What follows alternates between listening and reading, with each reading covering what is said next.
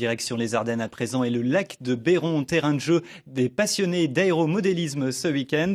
Une cinquantaine de passionnés y font voler des hydroglisseurs miniatures. Une pratique très technique, vous allez le voir avec Olivier Fessol et Daniel Samulzik. Mesdames et messieurs, bienvenue à bord. Veuillez attacher vos ceintures. Attention au départ. À l'arrivée, le temps est clair, il fait 27 degrés sur le lac du Béron.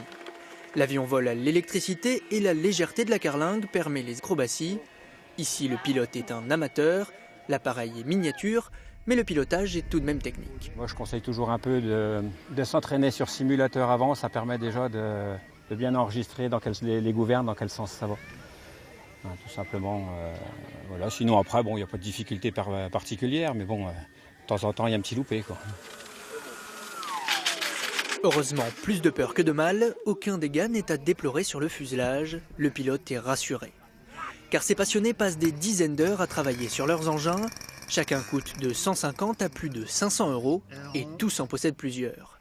Les plus fanatiques vont jusqu'à concevoir leur propre modèle, comme ici avec cette maquette d'un hydravion français de 1925.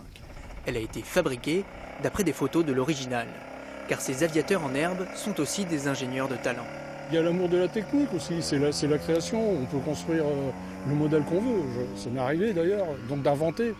Là c'est beaucoup de réflexion, c'est de la conception, du réglage, de la mise au point après pour les vols, donc c'est vraiment un intéressement technique assez fort, quoi. On touche à tous les domaines, le bois, la fibre, l'électronique, la mécanique, c'est vraiment très très vaste. Et puis après, c'est le plaisir de piloter l'avion.